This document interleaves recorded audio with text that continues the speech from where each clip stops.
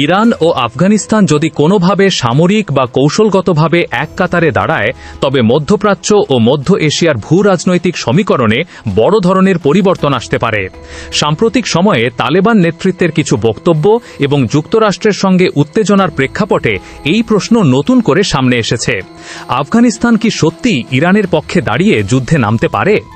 বিষয়টি এখনও নিশ্চিত কোনো সিদ্ধান্তের পর্যায়ে না পৌঁছালেও সম্ভাব্য পরিস্থিতি নিয়ে বিশ্লেষণ শুরু হয়ে গেছে। বর্তমান বৈশ্বিক রাজনীতিতে ইরান ও যুক্তরাষ্ট্রের সম্পর্ক দীর্ঘদিন ধরেই উত্তেজনাপূর্ণ। পারমাণবিক কর্মসূচি, নিষেধাজ্ঞা ও মধ্যপ্রাচ্যের প্রভাব বিস্তার নিয়ে দ্বন্দ্বের কারণে এই উত্তেজনা বারবার নতুন রূপ নেয়।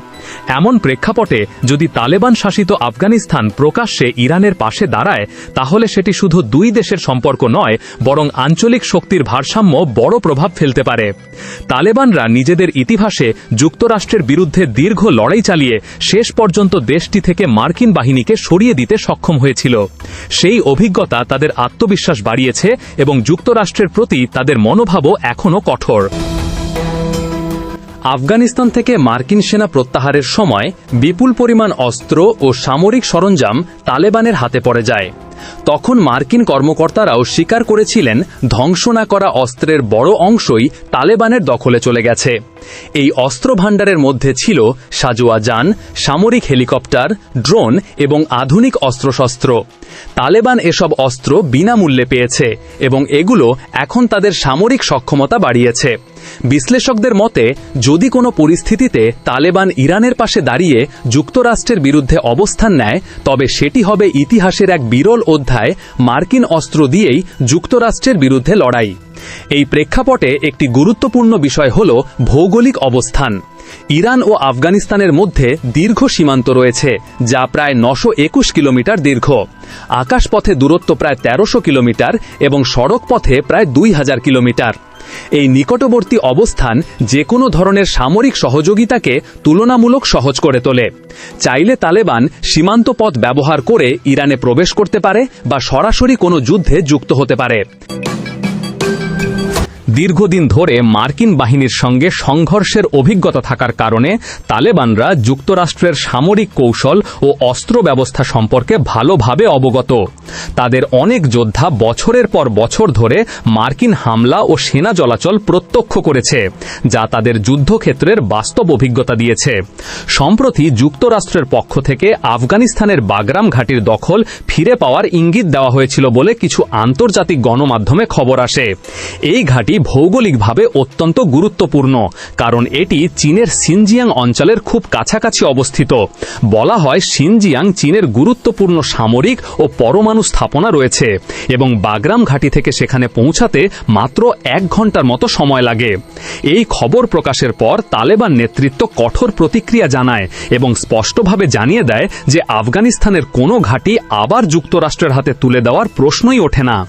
এই অবস্থান তালেবান সরকারের যুক্তরাষ্ট্র বিরোধী মনোভাবেরই প্রতিফলন। তালেবানের হাতে ঠিক কত অস্ত্র আছে তার নির্ভুল হিসাব নেই।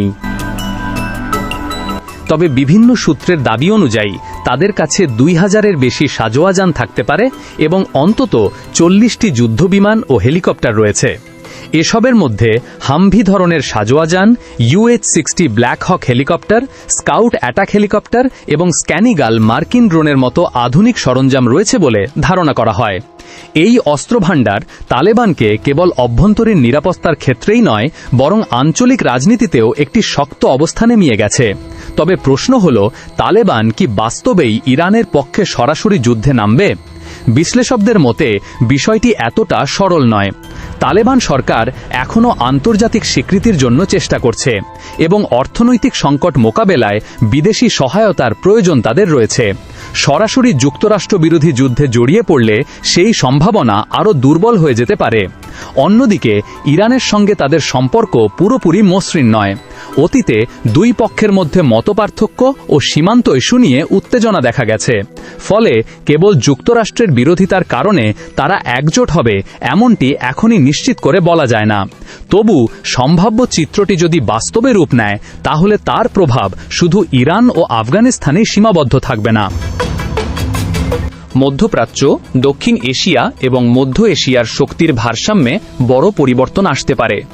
যুক্তরাষ্ট্রকে একসঙ্গে একাধিক ফ্রন্টে চাপ মোকাবেলা করতে হতে পারে, আর আঞ্চলিক শক্তিগুলো নতুন করে নিজেদের অবস্থান নির্ধারণে বাধ্য হবে।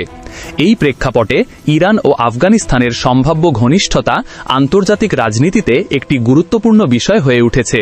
সব মিলিয়ে বলা যায়, ইরান ও আফগানিস্তান এক হয়ে যুদ্ধে নামার এমন সিদ্ধান্ত এখনও বাস্তবসম্মত নয়। তবে তালেবানের বক্তব্য ও যুক্তরাষ্ট্রের সঙ্গে তাদের অতীত সম্পর্ক এই সম্ভাবনাকে পুরোপুরি উড়িয়ে যাওয়ার সুযোগও দেয় না। ভবিষ্যতে পরিস্থিতি কোন দিকে মোড় নেয় তা নির্ভর করবে আঞ্চলিক রাজনীতি, আন্তর্জাতিক চাপ এবং দুই দেশের নিজস্ব সামরিক স্বার্থের উপর। এই সম্ভাব্য জোট যদি গড়ে ওঠে, তাহলে সেটি নিঃসন্দেহে বর্তমান বৈশ্বিক শক্তির সমীকরণে একটি বড় পরিবর্তনের সূচনা করবে।